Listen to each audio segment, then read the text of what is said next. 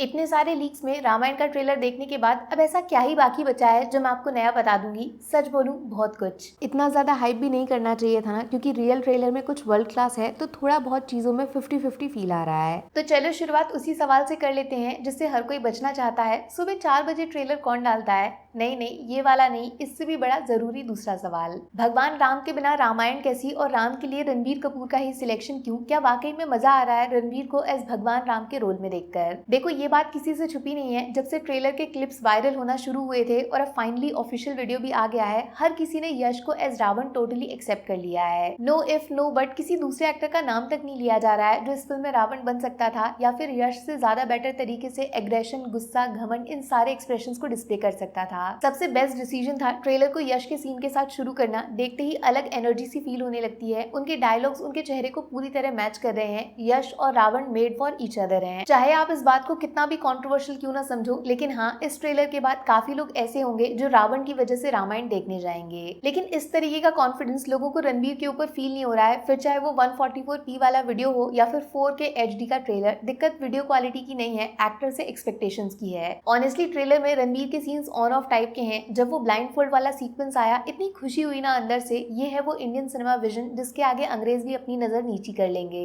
लेकिन जैसे ही ट्रेलर में आंखों से वो पट्टी हटी, रणबीर पे भरोसा थोड़ा डगमगा सा जाता है। वो भगवान से धीरे धीरे इंसान जैसे लगना शुरू हो जाते हैं। नोटिस किया, ट्रेलर में जो पास वाले शॉट्स हैं वो काफी डाले गए हैं जिनका पर्पस था गॉड वाइब्स लेके आना, पब्लिक का सर रिस्पेक्ट में झुकाना। बट ईमानदारी से बोलूंगी एक बात, मैंने सोशल मीडिया पे कुछ fan made posters, AI generated images देखी हैं जो रणबीर को भगवान राम के रूप में कई ज्यादा डिवाइन तरीके से प्रेजेंट करती हैं। मैं क्या बोलना चाह रही हूँ वो शायद आप सौरभ राज जैन को स्क्रीन पे देखकर जो महसूस करते हो, उसे रामायण में रणबीर से कंपेयर करके अच्छे से समझ जाओगे। देखो, जैसे सुपर्णखा का रोल है, उसमें रकुल प्रीत का अचानक आना आपके एक्सपेक्टेशंस को क्रॉस कर जाता है। प्रेजेंटेशन जितना सोचा था उससे भी ज्यादा बेटर निकला। यही सेम बात अरुण गोविल के लिए भी कही जा सकती है। बट वो सेम फॉर्मूला रणबीर के केस में उतना फिट नहीं बैठ रहा है, उसका उल्टा हो रहा है फिलहाल। याद रखना, इस शब्द पे खास जोर दिया है मैंने, फिलहाल, क्योंकि ऐसा भी नहीं है कि ट्रेलर देखकर आप रणबीर से अंधा हेट करने लग जाओ, सीधा उनकी कास्टिंग पे सवाल खड़े करने लग जाओ। या फिर इतना अंधा भी नहीं होना है कि एक्सपेक्टेशंस को मार ही डालो, जो है जैसा है उस पर सवाल भी ना पूछा जाए। ये दोनों ही कैटेगरी के काम जो कर रहे हैं, या तो उनकी आत्मा बिक गई है या फिर बैंक बैलेंस। फैन वॉर्स होते रहेंगे, पेड PR भी चलता रहेगा।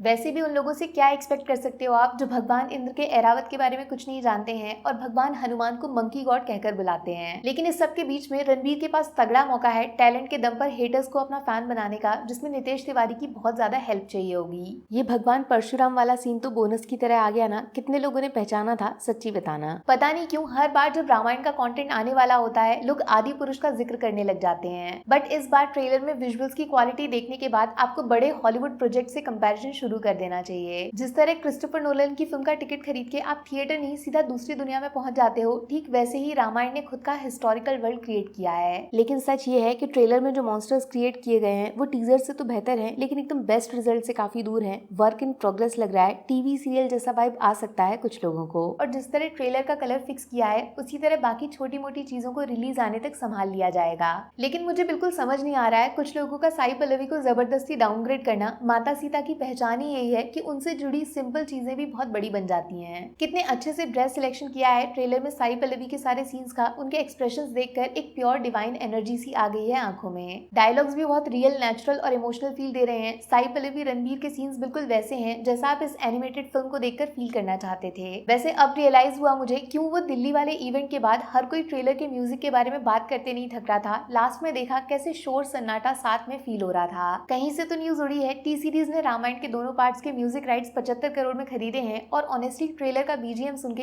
ये प्राइस मुझे तो डिस्काउंट जैसा लग रहा है। देखो, इस टोटल इस ट्रेलर ने रामायण की हिस्ट्री को अच्छे से इकट्ठा कर लिया है। बहुत तगड़ी डिटेलिंग कर रहे हैं नितेश तिवारी, जो छोटी छोटी चीजों में साफ नजर आ रहा है। ट्रोल करने वाले चाहे कुछ भी बोले, बट रामायण की फिल्म मेकिंग अपने सब्जेक्ट को डिसरिस्पेक्ट बिल्कुल नहीं कर रही है। उल्टा एक फैमिलियर सब्जेक्ट को भी नया सा फील दे दिया है। एक्साइटमेंट आने लगा है। काफी लोग सवाल कर रहे थे ना कि रामायण का हाइप सिर्फ इसीलिए है क्योंकि वो रामायण है, उसका सब्जेक्ट हर किसी के साथ कनेक्ट करता है। इसके अलावा फिल्म की टीम ने अलग से इसमें क्या ऐड किया है। कास्टिंग 100 में 100 नंबर, ऑडियो सुन के सुकून आता है, एक्शन बहुत बड़े स्केल का होगा और इमोशन सच्ची में भगवान के करीब ले जाते हैं। और कुछ चाहिए? सुबह 4 बजे उठकर नई जनरेशन के बच्चे इंडियन फिल्म के ट्रेलर का वेट कर रहे हैं। कुछ तो अच्छा किया होगा ना। जब गालियां देने में इतना आगे रहते हो तो क्रेडिट देने में कंजूसी क्यों करना। लेकिन इस बात से भी इनकार नहीं कर सकते कि फाइनल क्वालिटी में भी काफी काम करना पड़ेगा, क्योंकि क्रिएचर्स वगैरह वगैरह थोड़े आर्टिफिशियल लग रहे हैं, उनमें रियलिटी वाली बात नहीं है। लेकिन एक चीज मेरे दिमाग में जरूर आ रही है जो बिना बोले मैं रह नहीं पाऊंगी। अगर रामायण पार्ट 1 भगवान राम के बारे में ज्यादा है और इसमें रावण का स्क्रीन टाइम काफी कम होगा, उसके बावजूद यश ने अगर इस तरह पकड़ बना ली है फिल्म पे, तो फिर सोचो फिल्म के पार्ट 2 में क्या होगा जब रामायण का फोकस यश पे शिफ्ट करेगा।